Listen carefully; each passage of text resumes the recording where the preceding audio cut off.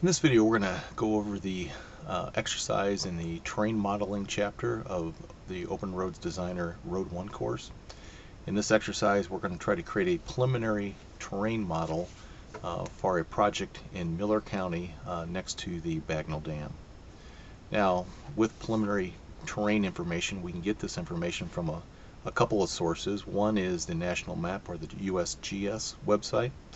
Another is the MSDIS, or the Missouri Spatial Data Information Services.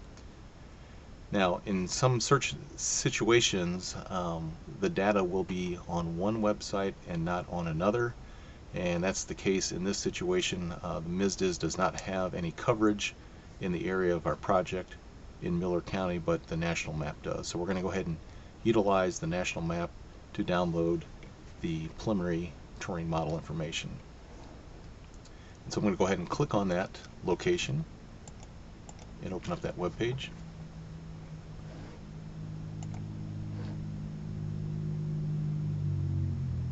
When the web page opens up, it's going to give you a picture of the United States, and what we need to do is we need to zoom in to our project location, and ours is down at the Lake of the Ozarks. It's right next to the dam, and it's at this intersection of 54 and this road that goes to the dam. And so just kind of zoom into your project location like so. And then the next thing you need to do, and this is in step number 3 on page 1-31, is we're going to select in the left pane the elevation source data. So we're going to come over here and we're going to select elevation source data. And then we're going to make sure that we have LiDAR point cloud selected as well, because what we're basically doing here is we're downloading a point cloud. And once we download that point cloud, we're going to process it in the Open Roads Designer program, and we're going to create a terrain model out of it. And so once you have that selected, all you have to do in step number 5 is select this button right here called Find Products. And it might take a couple seconds to do that, but what it's going to do is it's going to try to download or list all the data that they have in this little window area here. And to determine whether or not we have some information for our project, which is this location here, you can click on the thumbnails tab here, and it will highlight the information that it has in this window.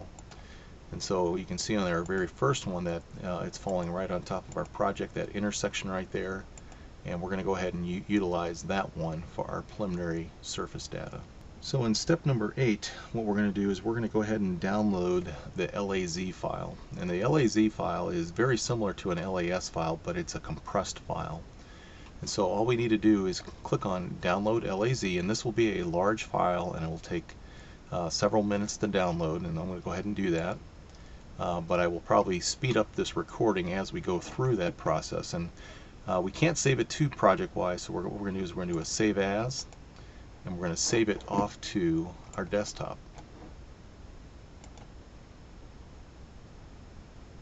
I'm going to go ahead and open that, download and view it, and you can see that it's taking a little while to download. It's telling us we got about 34 seconds remaining, and we'll just wait here for that to download. Now, one other piece of information you might want to download is the vendor metadata.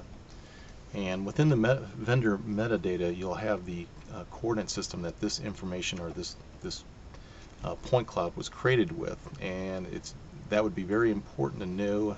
So when you bring in the point cloud into the Open Roads Designer program, you can set that coordinate system, and then that data will land with your other data, especially like survey data that you might have collected on the project. So I'm going to go ahead and download the vendor metadata as well. I'm going to save it off to my desktop.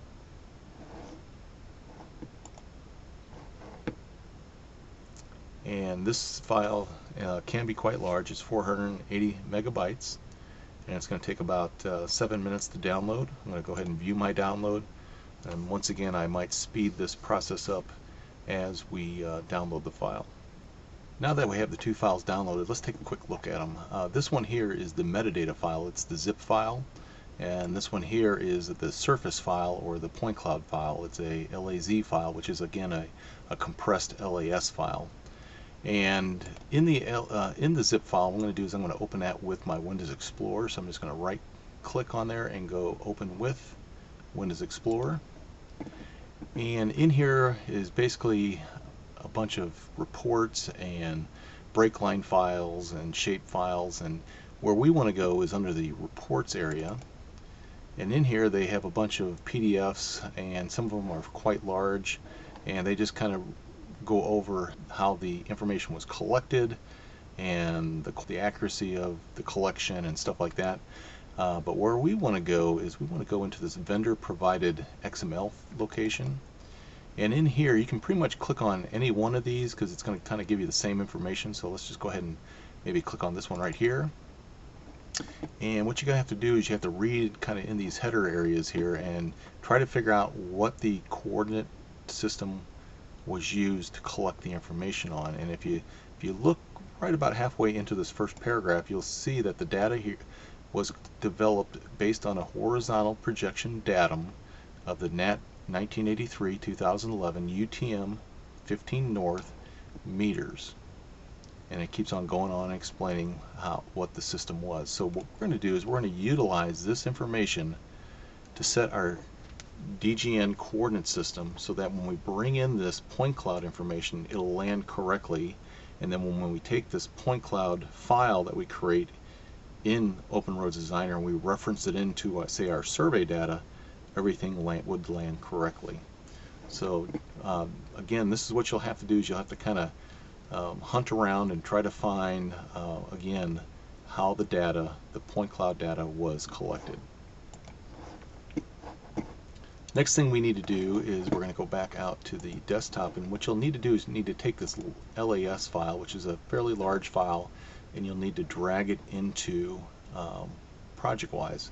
And I've already done that. There's my LAS file right there. And if you wanted to, you could probably bring in that XML file that had the coordinate system information in it as well in the ProjectWise, just so you have that for future reference if you need it. So what we're going to do next is we're going to go into Open Roads Designer, and we're actually going to create a new file to put our point cloud information into. Now to do that, I have a MicroStation file already out there, and I already opened that file up. It's called Project Limits Preliminary. And so we're just going to go ahead and open that up. And once you open it up, it should just look like this. And this basically is a shape of the area where we're collecting information for our project. And we'll talk more about that here in a second. But the main reason we're using this file is just to open up a file in Open Roads Designer so we can create a point clouds file. So once you open that up, the next thing we're going to do is we're going to do a file new. We're going to say no wizard to this. This file, since it's going to be a surface file, it's going to need to be a 3D seed file, so we're going to have to hit our seed button. And we're going to have to select the MoDOT Design Seed 3D and select open. We're going to be opening this read only, so we're going to set yes to that. And when we do that, it sets our 3D seed file down below. Now for the name that we're going to create for this file, we're going to type in the job number J5P3181 underscore, we're going to call it point cloud .dgn. Again, I'm going to leave my description as is because it tells me what my MoDOT seed file was when I created this file, so we're going to leave that as is, and you might verify that we're going to the data 1 folder. Once you have it set just like so, you can go ahead and hit OK.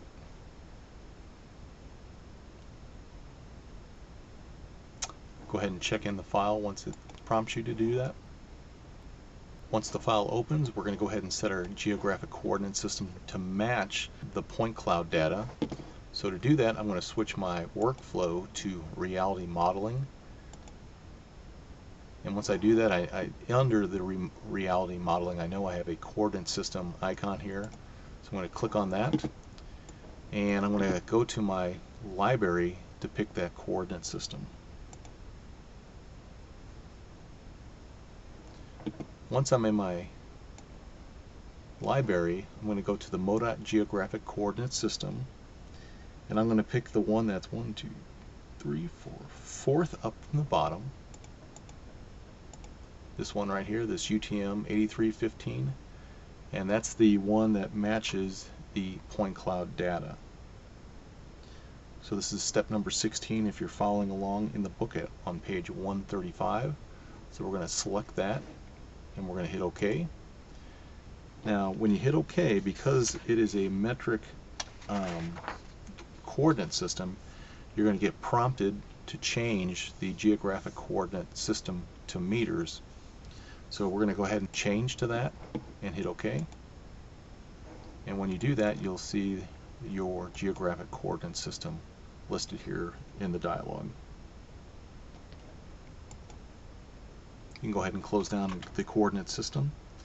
In step number 18, we're going to go ahead and we're going to try to attach that point cloud. And to do that, we're going to go back to Open Roads Modeling. We're going to go to the Home tab, and under the Attach Tools, we're going to do Attach Point Clouds.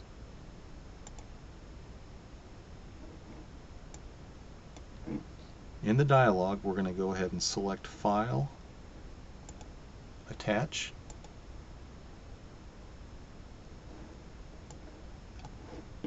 and in here we're going to change the extension from POD to LAZ, or you could do All Documents.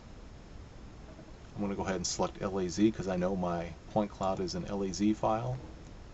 I'm going to go ahead and select my LAZ file that's in my Data 1 folder, and I'm going to hit OK to that, and it will start importing that LAZ file.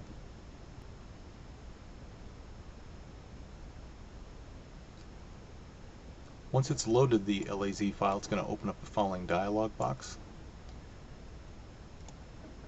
And what it's going to do is basically with this dialog box, it's going to convert it to a POD file, which is Bentley's version of the LiDAR file. And so what we're going to do is we're going to just verify all the settings in step number 22, and we're going to hit OK.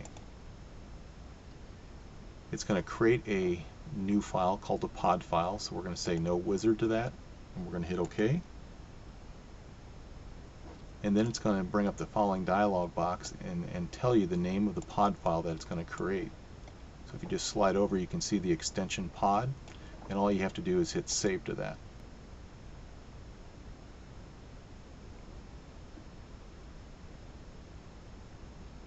After you hit OK, it's going to go ahead and try to convert the file into a POD file. You can see the process in the lower right hand corner of your screen.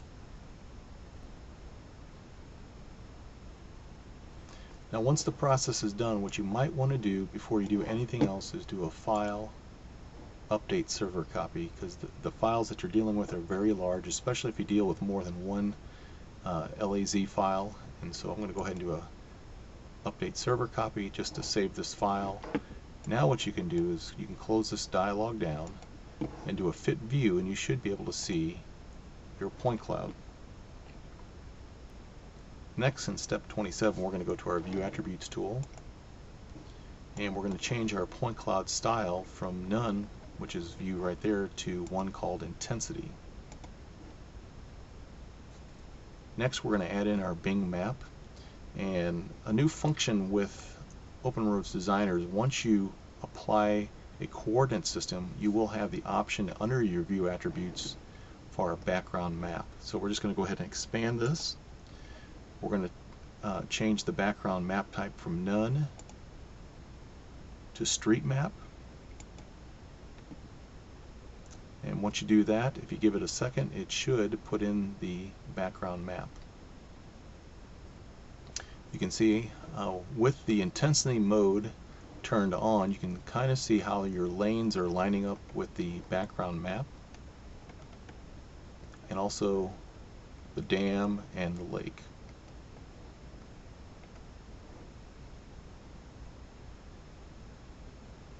If you want to, you can switch it from street map to hybrid and get a satellite image of the area. And again, you can zoom in and zoom out and kind of compare the point cloud to the Bing map.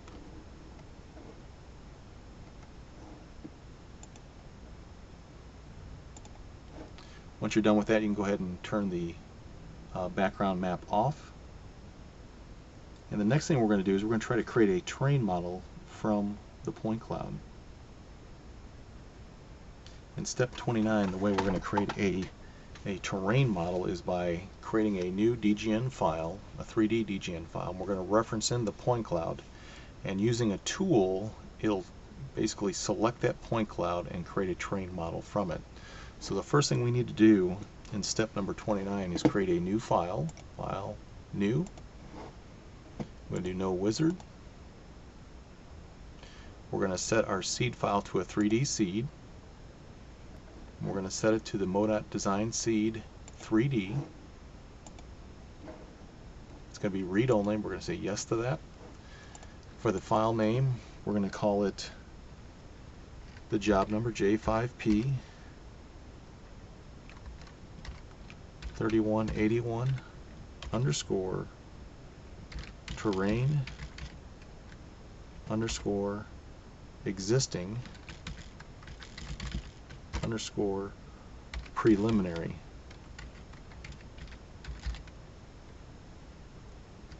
Again, I'm going to leave my description as is, so I know it was created from a 3D design seed, and I'm going to go ahead and hit OK.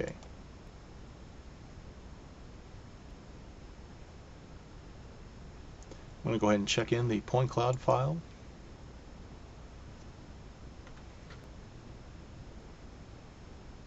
And once the file opens up, you can go ahead and close down any open dialogues that you might have, for example, the view attributes.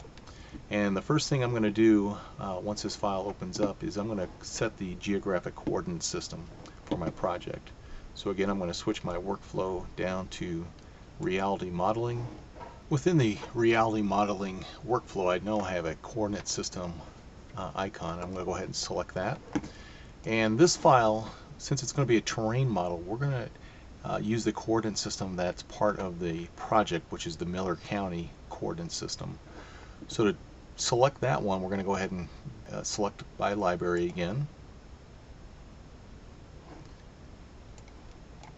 And this time I'm going to use the Modified Geographic Coordinate System NAT 83 2011. And Central District has a coordinate system for the entire county of Miller. So we're going to go down and utilize that one. And it's going to be this one right here. And all we have to do is select OK to that.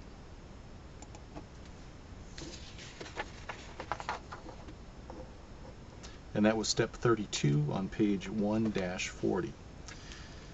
In step 33, they just want us to verify that we have the correct coordinate system, which we do. So I just want you to look at that. Go ahead and close that down. In step 34, we're going to attach the point cloud file that we just created.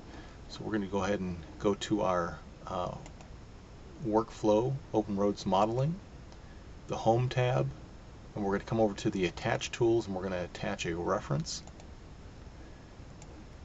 Once the dialog opens, we're going to select Tools, Attach. We're going to select the correct data folder, which is Data 1. We're going to select the point cloud file, and the attachment method we're going to use interactive, and then we're going to select OK. In step 35, it wants us to make sure that the option that we choose is the geographic reprojected, and then select OK. And with that geographic reprojected, what it will do is it will take that point cloud file, which is a UTM metric file, and reproject it properly into this file so that the two files line up on top of each other. Once we're done attaching the file, we can close down the reference dialog, and we're going to go ahead and do a fit view.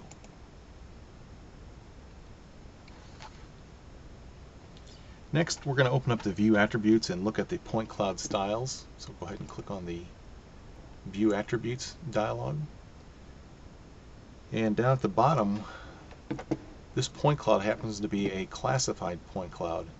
And what that means is that certain items in the point cloud are classified differently than others. For example, when I switch it to classified, that it changes color. And to understand what those colors mean, if we click on these triple dots here, we'll go into the properties of the classification. And in there, you can see all the classifications that we have for this point cloud. The only one that we want on is the one called ground. So we're going to go ahead and turn all the options off except for ground.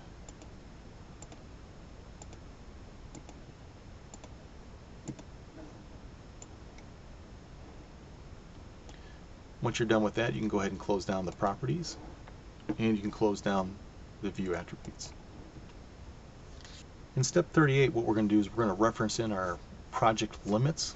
We have a DGN file with our project limits in there.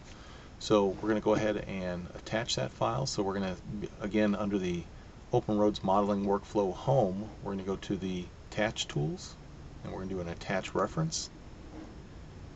And we're going to do a Tools Attach. We're going to go to our Data 1 folder. We're going to select our project limits. Once we select that, we're going to go ahead and hit OK. Instead of doing a geographic reprojected, we're going to do a coincident world, because the project limits coordinate system and this file's coordinate system match. So all we have to do is select coincident world. You could have left it on geographic reprojected, but nothing would get reprojected because it's the same coordinate system. Once that's attached, we can close down the reference dialog box. And our project limits, it's kind of hard to see, but it's in that location right there. And what we're going to do is we're going to utilize this shape to create a point cloud out of just the data that's in this shaped area. We don't need the entire point cloud, and so we're trying to make our preliminary terrain model as compressed as possible, and the way to do that is not to convert the whole pod file into a terrain model. Next, in step number 39, we're going to go to our view attributes, and we're going to turn on our line weights. And in doing so, it'll help you be able to see our project limits. It shows up a little bit better. Again, the triangulation is pretty tight in there, and it's kind of hard to see. Now in step number 40, we're going to go to our Open Roads Modeling Home tab, and we're going to do the selection and select a fence tool. So we're going to go to Home. We're going to go to the Element Selection Fence Tools. And in this fence, we have several options. We've got block, shape, circle, element. Now the element option is the one I'd like to use, but there's currently a bug in the tool. It will not let you select that element. So what we're going to do is we're going to select shape. So we're going to create our fence from a shape, and what you have to do is you have to snap around this shape that we have here, and you don't have to snap to the corners if you don't want to. If you want to, all you got to do is use your middle mouse button, and you can snap to the corner. Now it's going to be a little bit tougher in the areas where the point cloud is, because you'll be snapping to points. So if you want to, you can just eyeball it and just left click, left click, left click, left click, and then hit the close button. When you do that, you have a fence out there that's around that shape. And again, we're going to use that fence to build our terrain model from that point cloud. And again, we only want the points that are inside that fenced area. Next, on step number 42, we're going to go from the Open Roads Modeling Workflow. We're going to select the Terrain tab. So we're in the Open Roads Modeling Workflow already. We're going to select the Terrain tab, and in that tab we're going to go over and we're going to create a terrain model from a tool called Create from Point Cloud. And the tool To get to that tool, you have to go to the Additional Methods option and slide down to Create from Point Cloud. Once you select that, the tool is loading the point cloud up into the file, and you might get booted out, but we're going to go right back into the view. And once you come back, you should have this dialog on your screen. And the way this tool works is it will create a point cloud from any visible points. And so that's why when we went into the classifications, we turned off everything except for ground. The ground is the only points that we wanted in our preliminary terrain model. So the only thing that's turned on, again, are the points for the ground. For the top part of this dialog, we're going to go with the default settings. For the file options, we're going to go with a filter of 10. The Z tolerance is going to be 0.3. And we're going to do a coarse granularity. We're also going to turn on reinsert points, and then we're going to select the test filter. Now, the settings that I've just set here are explained on page 1-48 and why I chose those. And these were recommendations from Derek Gray at Bentley, and he thought these were a very good set of options to create a terrain model from a point cloud. Now, one option that you might adjust is this Z tolerance, but he thought the 10 and the coarse and the reinsert points was the best options to use. So we're going to go with a 0.3, and we're going to go ahead and hit test filter. Now once you hit test filter, this could take a little bit because it's got to read all the points in the point cloud, and the reinsert points also adds a little bit of time to it, because what it does is it goes in and looks at a set of points, it throws certain points out that are outside the tolerance, and then once they're thrown out, they will be reinserted into the final terrain, and if they're within tolerance, then they get reinserted back in. So you can see here the number of points before, the number of points after, and the percentage of reduction. And typically with a 0.3, 10, and coarse, with the reinsert points option turned on, that's about the value I was expecting, about 80 to 90% reduction, and that's what we got. So we're just going to go ahead and hit OK to that. And then what we're going to do is we're going to create that terrain model by hitting the Import tool.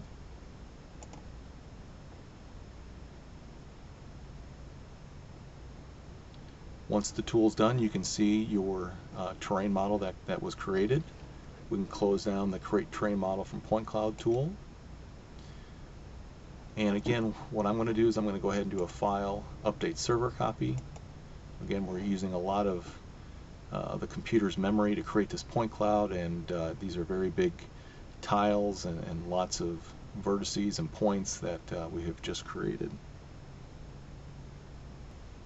Now on the top of page 149, I can see I forgot a step in the tool, is I forgot to set the feature definition. So the feature definition was probably set to a no feature definition, so what we're going to do is we're going to set that after the fact, after we created the terrain model.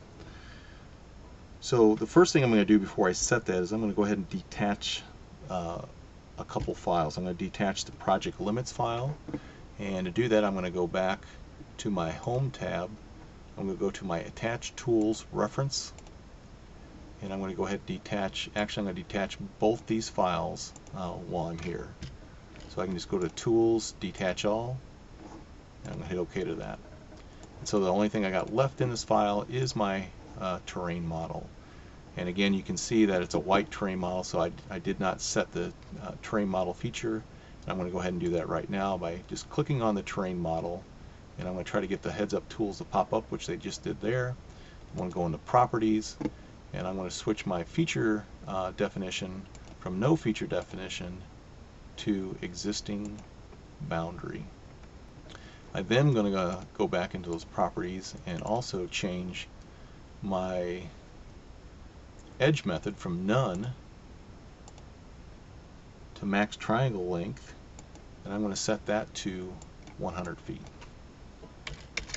And what that does is it just gets rid of some bogus triangles that can be created sometimes on the edge or the outer limits of your terrain model.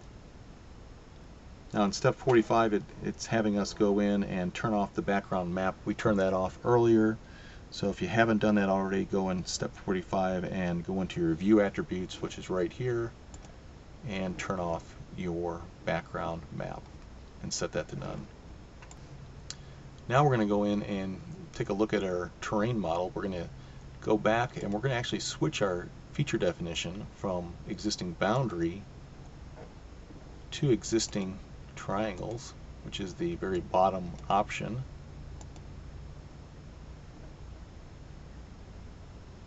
And we're going to go to our view attributes and turn off line weights if they're still turned on. And we're just going to kind of zoom into our terrain model and take a look at it. Next thing we're going to do in the view attributes is we're going to change our view style. And we're going to do that, you just go right to this location here, and we're going to choose the option smooth with shadows or smooth shadows. And then when you do that, if you zoom back out, you can rotate this thing around by using this tool right here, the view rotation tool. What you have to do is when you click on this tool right here, you have to take this crosshair and you have to snap it to some vertice in the terrain model. Once you do that, you can take the terrain model and rotate it around, and you can see the relief in the terrain model.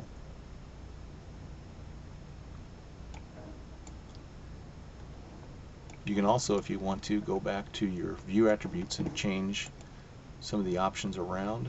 Sometimes some people just like smooth by itself. Again, if you want to rotate it around, you have to go to this tool, take this crosshair and make sure it's snapped to something on the existing terrain.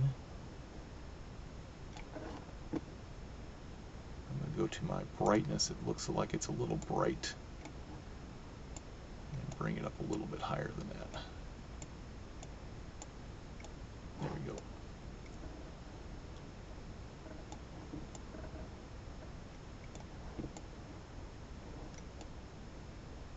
Once you're done looking at the terrain model in the 3D view, we're going to switch our display style back to wireframe. We're also going to switch our view from dynamic to top.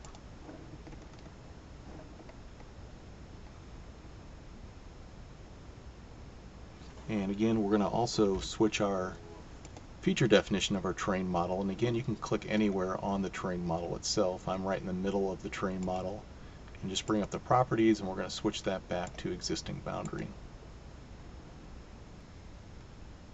One of the last steps we need to do is we're going to go ahead and export this terrain model out to a land.xml file. To do this, all you have to do is select the terrain model, bring up the heads up tools, go over to the third icon, which is export terrain model, slide down to land.xml and select it, and we're going to go ahead and define the project name as J5P 3181 preliminary existing. The project description is going to be existing ground preliminary, and the export options is going to be export triangles only. And I'm going to go ahead and copy this project name because I'll use it for the file name when we export it into ProjectWise. Since I have this all filled out, I'm just going to go ahead and left click through the heads up prompts. We're going to use no wizard, and again for the name I'm going to call it J5P 3181 preliminary existing.xml. We're going to make sure we're saving it to our data 1 folder, and we're going to just go ahead and hit save. Now this exporting can take a little time, could take several minutes depending on how large your point cloud file is, so be aware of that.